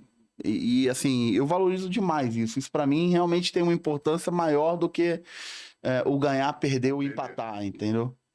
Isso pra mim, conseguir fazer de uma relação onde você tem que tomar decisões que impactam na vida de um jogador, e você conseguir ainda ter relação de construção com esse jogador, ou com um dirigente, ou ter um dirigente que te demitiu e você continuar amigo desse cara e continuar... Isso pra mim tem um valor muito maior do que eu ganhar, perder e empatar, né? Então, assim... Então vamos falar de momentos incríveis que o futebol te proporcionou. Puxa. Relações. Tiveram muitos? Muitas, porque você trabalha com muita gente, muito jogador de futebol, e tem histórias inacreditáveis, assim. Tem uma história que eu nunca contei, assim, publicamente, mas é uma história que vive na minha cabeça, é uma história de mais de 20 anos atrás. Eu tava dando um treino, uma peneira no Madureira, tá? E um grupo de jogadores que ia começar a treinar aquecendo, correndo em volta do campo. E um dos meninos tava correndo chorando. chorando. Eu mandei ele parar de correr, achei que ele tava sentindo alguma dor, alguma coisa, né? E aí ele falou, não, tá tudo bem. Eu falei, não tá tudo bem, você tá chorando, o que que aconteceu e tal. Ele falou, não, meu pai faleceu ontem, tá sendo o enterro dele agora, mas eu não posso perder essa oportunidade. Então, quando você vive esse tipo de coisa, né? Já aconteceu aconteceu agora na minha última passagem no Botafogo, que foi uma passagem de resultados que a gente não conseguiu reverter, um cenário muito difícil, mas que eu peguei um Covid forte, cheguei a ir ao hospital e tal. Tinha uma responsabilidade tão grande ali que era me recomendado ficar em casa e a gente ia jogar contra o Internacional lá no Beira-Rio, eu peguei o avião e fui para Porto Alegre e fui pro jogo. Porque aquilo ali tinha uma importância muito grande para mim. E aí, alguns jogos depois, eu lembro que foi o jogo contra o Coritiba, que a gente até ganhou lá no Couto Pereira. Era a véspera do jogo, a gente ia treinar para viajar para Curitiba. E aí o treino ia começar, tava no finalzinho do aquecimento, o médico chegou no meu ouvido, falou assim, Barroca, o pai do Felipe Lucena, teu auxiliar, acabou de entubar. Ele tava com falta de ar, foi no hospital e acabou de entubar no auge do Covid. A gente avisa para ele ou não? Falei, como assim? É claro, porra. Chamei ele, puxei ele aqui, ele achou que ia falar alguma coisa do treino e eu tive que dar notícia para ele, falou, ó, nem troca de roupa, pega o teu carro e vai pro hospital tal, teu pai acabou de entubar. E existem outras coisas, assim, de relação com jogadores, assim, reconhecimento de jogadores que ficaram teus amigos, porque acaba acontecendo isso, de você criar uma conexão com jogadores, assim. Acontece, às vezes, de você estar andando na rua e alguém falar assim, pô, você foi meu treinador, ou então você participou diretamente de uma situação do meu filho. Isso acontece bastante, assim, cara. Então, isso para mim tem um valor maior do que ganhar, perder e empatar. E é legal que você falar isso, legal vir de um treinador que está se construindo, está crescendo, já tem um mercado bem grande no Brasil, que é um ser humano que está ali, tanto conduzindo, tanto quanto jogando, né? Se colocando ali à mostra, e as pessoas acabam se esquecendo desse fato. Tem seres Teve um humanos. episódio em 2019 com o Botafogo também. Na minha primeira passagem com o treinador do Botafogo, a gente estava treinando, um treino de não relacionados. E o Birubiru, atacante, que foi do Fluminense, ele apagou e teve uma parada cardíaca no meio do treino. E foi um pânico, todo mundo desesperado. Era um treino que não tinha cobertura de imprensa. E os médicos, na verdade, foram 2 médicos, o doutor Ricardo, que tá no Vasco hoje, e o doutor Eduardo, que trabalhavam no Botafogo na época. Eles trouxeram esse cara de volta, assim, na mão, e assim, uma coisa muito legal, porque ele ali passando por tudo aquilo ali, e o Léo Valência, que era tido como um bad boy, Sim, era o cara, eu me lembro bem dessa imagem, assim, o Birubiru ali tomando a massagem cardíaca e tal, e o Léo Valência ali na mão do cara, calma, tu vai voltar, uma coisa assim, o cara desfalecido ali, e ali mostra realmente a essência do que o cara é, né? Você olha pro cara, aquela casca, né, bad boy, não é nada daquilo, a essência dele é aquilo ali. É aquilo ali, aquilo é o lado realmente de dentro dele. Então, assim, o futebol ele te oportuniza viver muitas coisas também na relação com o torcedor, né? Com a emoção, com a paixão do jogo, né? Boas e ruins, né? Você acaba vivendo também sentimentos assim difíceis, mas é espetacular, é espetacular. É uma coisa incrível mesmo. Pô. E parar é uma merda, vou te falar. Parar é uma merda. Tu falou de processo seletivo aí, eu queria te perguntar.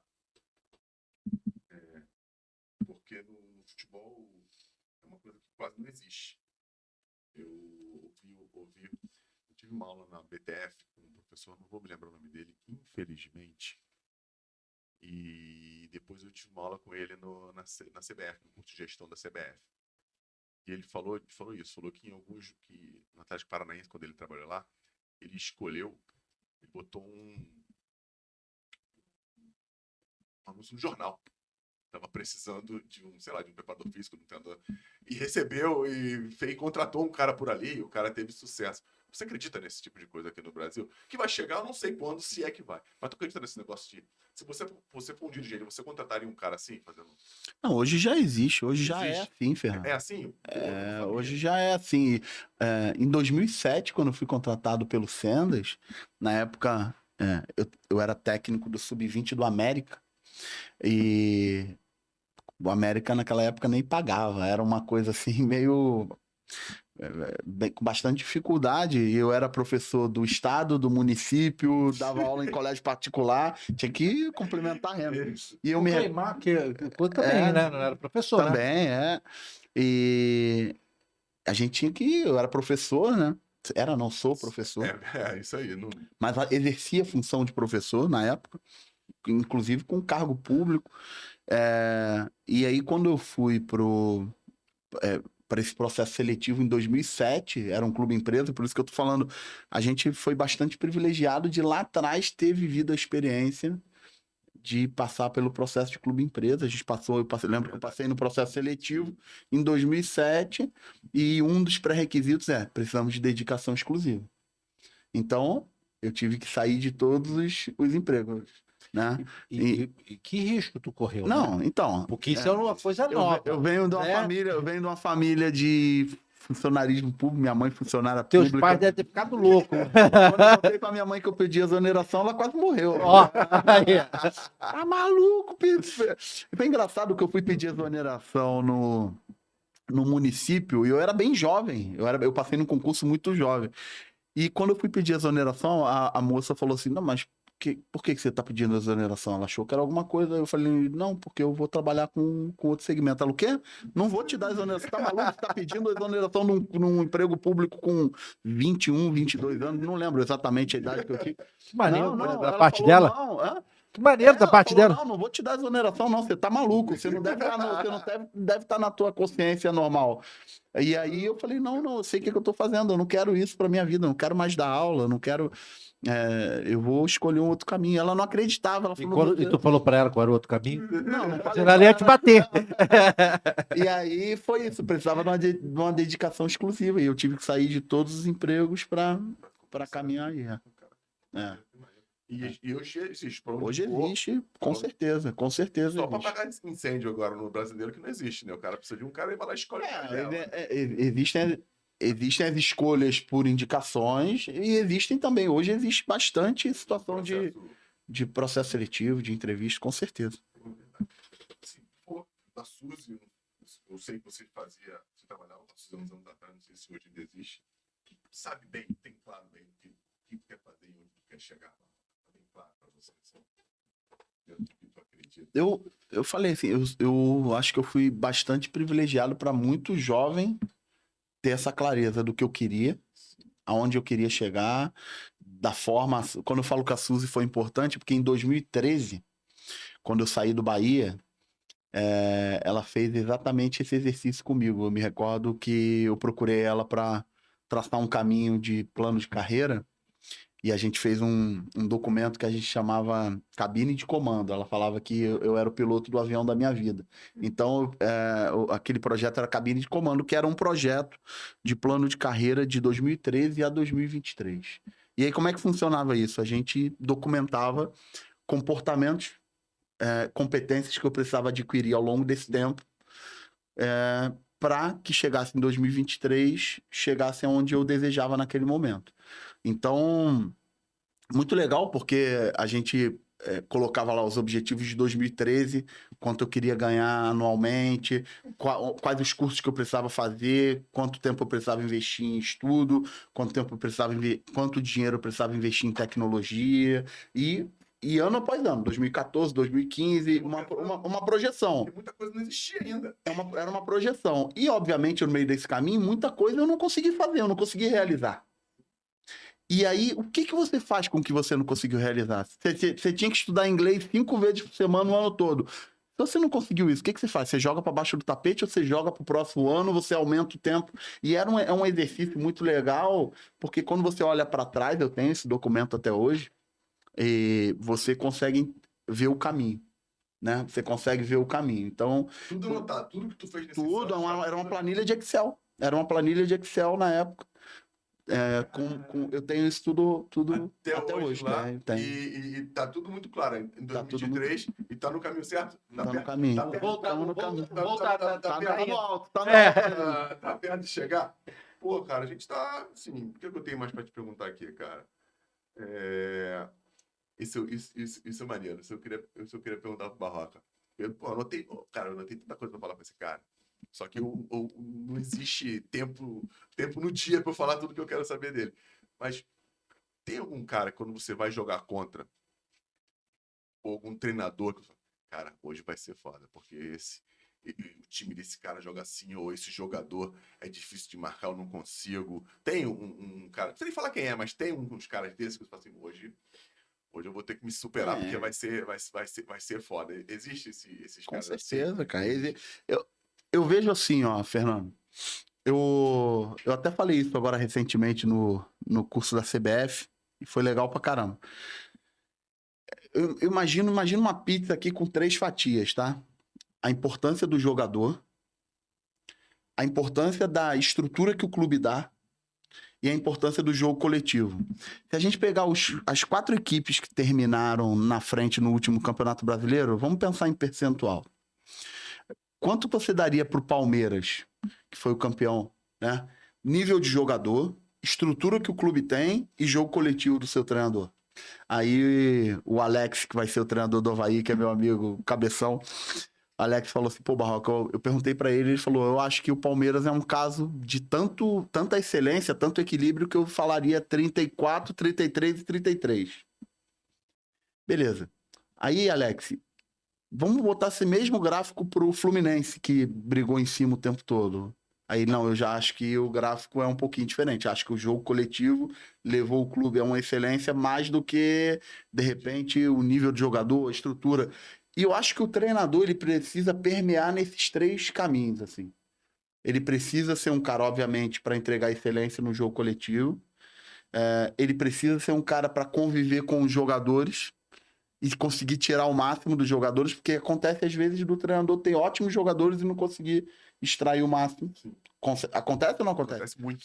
E da parte estrutural, às vezes o treinador também não consegue aproveitar ao máximo a estrutura que o clube tem, ou tem treinadores que conseguem extrair a estrutura que o clube oferece no seu limite.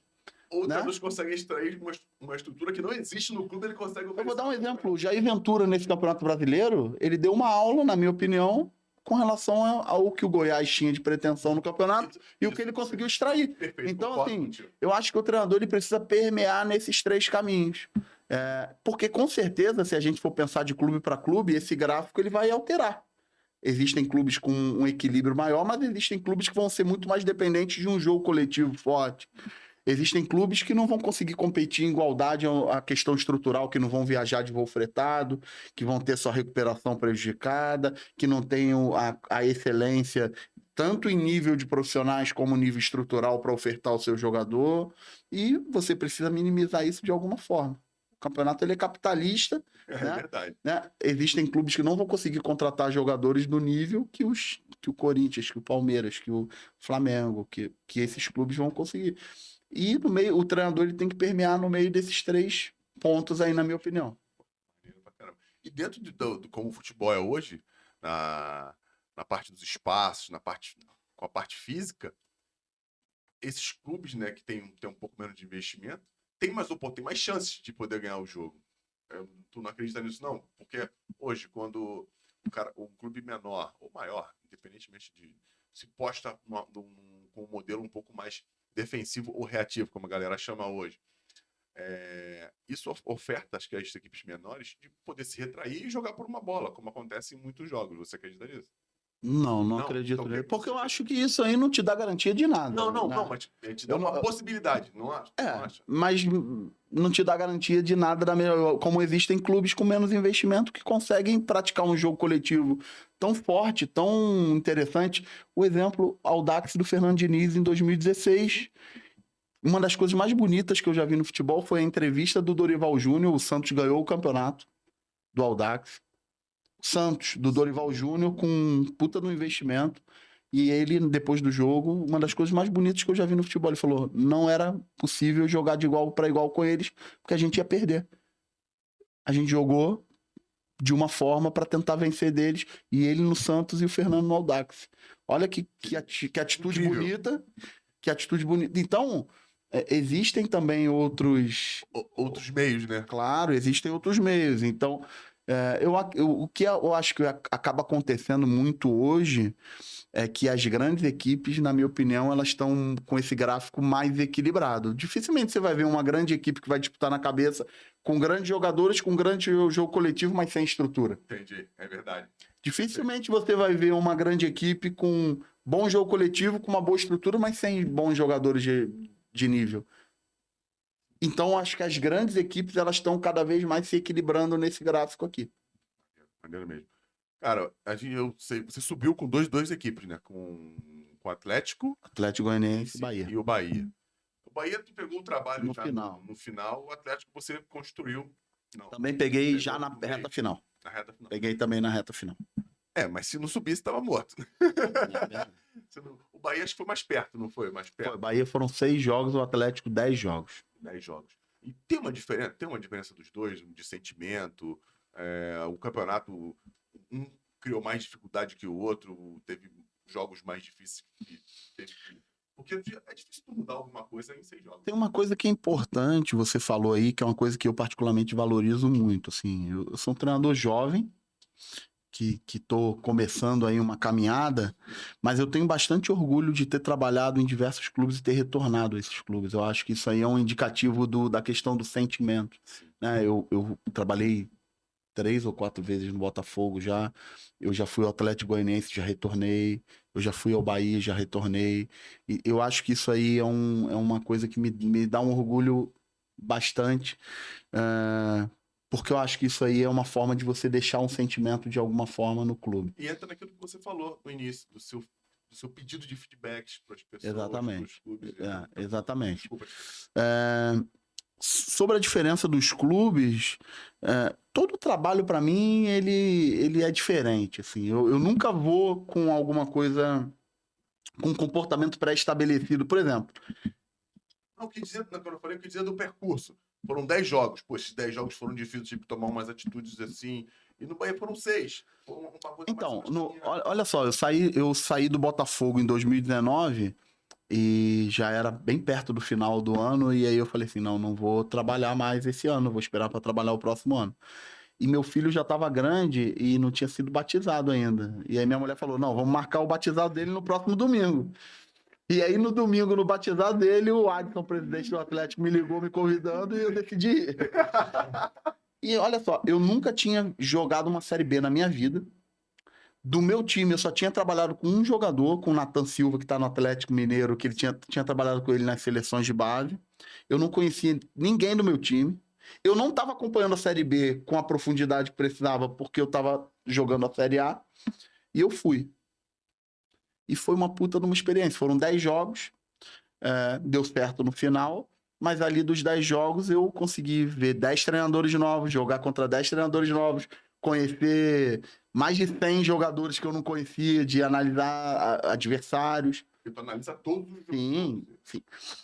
Aí, agora no Bahia, foi um pouco parecido, porque eu estava jogando a Série A no Avaí e veio o convite do Bahia para fechar o campeonato, concretizar o acesso. Faltavam 6 jogos e os resultados foram bem parecidos, mas uma responsabilidade grande de você ir lá e concretizar, né? Se não subir... Eu tenho uma percepção muito clara que o jogo na Série B ele é muito diferente do jogo da Série A. É quase que um outro esporte, tá? Na minha visão, é quase que um outro esporte. Então a experiência que eu tive no Atlético Goianiense me ajudou no Bahia. Nesse cenário de chegar no final também trouxe para mim uma capacidade de focar no que realmente importava naquele momento final, porque eu sou um treinador, me considero um treinador de construção e não um treinador de resultado. Mas naquele cenário o resultado era mais importante do que o processo de construção. E, obviamente, eu precisava me resignar de uma série de coisas que me incomodam em algo que tem a ver com construção, para focar na questão do resultado. Então, os resultados, por exemplo, no Bahia agora, a gente não perdeu nenhum jogo, no Atlético Goianiense de 10 a gente perdeu um. Com certeza, esses 2 trabalhos foram trabalhos que eu tive um foco muito maior no resultado do que em uma construção de trabalho. Isso é legal, porque mexe com a tua vaidade. Não é nem vaidade, mas eu acho que abre um repertório em que eu, como treinador, também possa oferecer isso em algum momento. E me desenvolver para também colocar um pouco de resultado num trabalho de construção. Entende ou não? Perfeito. Uma coisa faz. Eu acho que é um. Exatamente. Exatamente. Legal pra caramba. Bom, eu gostei. Vamos falar. A Copa tá acabando. A Argentina na final. Vê o jogo. Tá rolando nesse momento, galera, França e Marrocos, no segundo tá. Tá perdendo o jogo por causa da gente, né? O Marrocos tá perdendo o jogo por causa da gente. Gostaria de estar vendo? Gostaria, não, eu gostaria. 1x0 França. 1x0 França. 35 minutos. Te agradeço pra caramba, Nath. Ficou por isso tempo de vir pra ser cedo, né, cara? Por causa a gente teve problema com o som aqui. Ai, que merda. Mas então, irmão. Tu conhece o Tite, enfim. O que você acha aí da Copa? O que você tem visto na Copa? Fala um pouquinho da Copa, porque a gente tá terminando a Copa do Mundo, vai ao ar esse episódio daqui a pouquinho, enfim. Eu acho que a gente não pode fazer, no meu caso, não posso fazer a correlação do que acontece na Copa do Mundo com o Campeonato Brasileiro, que é a competição principal que eu vivo, porque é completamente diferente. A Copa é um torneio. É um torneio de 7 jogos. Os jogos são diferentes por serem torneios. Por ser um torneio. Mas, obviamente, é um torneio onde se juntam os principais jogadores, né? Eu acho que ali o próprio contexto coletivo ele é comprometido, porque as equipes não treinam, não tem a intercorrência da competição. Pode até um pouco que tu acredita, né? Exatamente. Exatamente. Não é que foge totalmente, mas é completamente assim, diferente de rotina de quem joga um campeonato numa temporada inteira. Né? 38. Então, acho que é muito importante ter cuidado com esses comparativos. Sim, né? não, verdade, De um jogo para outro, porque a Copa do Mundo te permite fazer um gol com 1 minuto de jogo e jogar os outros 94, 95 de uma forma completamente diferente do que tu se planejou. A Copa do Mundo, por ser um jogo eliminatório, te permite você ter um jogador expulso no primeiro tempo e comprometer o teu resultado de 4 anos. Eu comparo muito com Carnaval, que é algo que eu gosto pra caramba. Carnaval, você é um ano todo se preparando por 70 minutos. 70 minutos. E, às vezes, nos 70 minutos pode acontecer uma Tudo pode acontecer. Eu faço bastante comparativo aí do Carnaval com a Copa do Mundo, com torneios, né? Com competições assim. Então, a aleatoriedade fica muito presente. Não tem como recuperar. E além disso, quando vai afunilando, fica tudo muito igual, fica tudo muito competitivo ali. Eu acho que é um detalhe para lá, um detalhe para cá que realmente faz a diferença. E que a individualidade, quando existe, ela pode ser muito importante, né? Pode. Do jogador. Pode. Muito mais do que nos campeonatos mais longos. Perfeito. Então, Barroca, a gente vai te perguntar aqui uma coisa que eu quero saber aqui, ó. Tô quase aposentado nisso aí, né?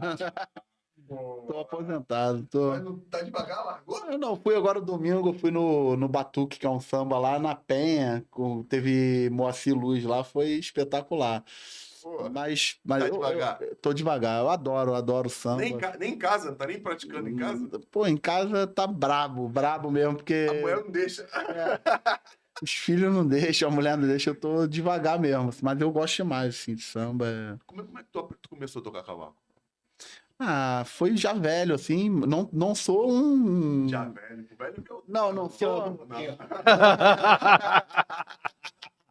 Não sou um especialista, não. Eu brinco um pouco com meus amigos ali, mas já velho, convivendo com o meu compadre Pachequinho, até trabalha no Flamengo, é treinador de goleiro da base lá, é um grande cavaquinista. Esse é um grande cavaquinista. Um abraço, Pachequinho. Pachequinho, e aí fui estudar. Fui estudar com o Wanderson Martins. Esse é mestre. O Wanderson tocou muitos anos com os principais nomes aí do samba. Pai do João Martins, que canta samba. E o Wanderson me ensinou. Foi isso. É mesmo? Foi isso. Samba enredo ou samba de roda? Não, samba enredo não. Samba enredo, não. Samba de roda. Samba de roda. De roda. Galera, samba de roda, samba de roda. Eu gosto. Pra terminar, Barroca, eu vou te perguntar aqui. Tem alguma coisa que você queira falar? Que tá faltando? Você? Maiara, tem uma pergunta a falar? Com o horário dele. Senão ele vai bater na gente. Não, o horário dele Não, tô tranquilo. Não, já deu merda já. Vamos terminar aqui. Barroca, a gente, como foi da frase no início, existe, não sei se existe ou se você curte, mas a gente costuma perguntar para os nossos convidados se existe uma frase, né, que o cara gosta, ou um mantra que ele... A gente vai fazer alguma coisa com essas frases depois, entendeu? Mas existe uma frase que você colocaria numa camisa que pudesse impactar as pessoas que convivessem ou interagissem com você, que você pudesse tocar essas pessoas com uma coisa que você acredite, né? Que você também pratique. Olha, eu pratico isso e eu colocaria isso aqui, porque eu gostaria que isso ajudasse outras pessoas. Eu acho que não é uma frase pronta, mas eu acho que as pessoas têm que... filosofia. Eu acho que as pessoas têm que viver de acordo com o seu real sentimento. Assim. Uma coisa que eu tenho percebido muito é que isso está se perdendo. As pessoas estão muitas vezes vivendo sem estar com o peitão aberto para o sentimento. Eu falo sempre isso quando chego num clube no meu primeiro dia, que eu vou ser aquele cara que vou chegar com o peitão aberto, acreditando, querendo conhecer os jogadores, querendo desenvolver. E hoje em dia a gente está mais fechado, né? A gente não se abre tanto. Eu acho que, o sentimento é importante pra cacete na vida. Eu acho que você se permitir conhecer as pessoas, poder estar junto, caminhar em comunidade, fazer as coisas da maneira correta. Isso para mim tem uma importância muito grande, assim, eu dou muito valor.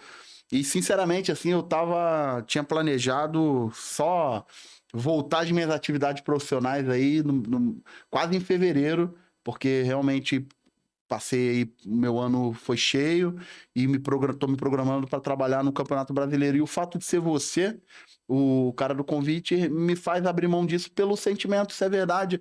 Porque lá no curso que você falou de coaching, você sabe, você lembra bem, o Paulo contou, você é um cara que tem uma história linda de superação, é um cara que venceu com adversidades que a grande maioria das pessoas não passariam por elas, né? E um cara que me passa sentimento todas as vezes que a gente tá junto. Então isso para mim tem um valor realmente, assim, especial. Por isso que eu tô aqui de peitão aberto, podendo falar as coisas do meu sentimento. Hoje em dia, quando você fala as coisas do sentimento, às vezes as pessoas julgam, às vezes as pessoas levam para o outro lado, mas eu quero o tempo todo me exercitar a não perder isso. E é um duelo diário, porque aconteceu recentemente, eu fui a um programa e contei uma história que aconteceu e levaram para um outro lado.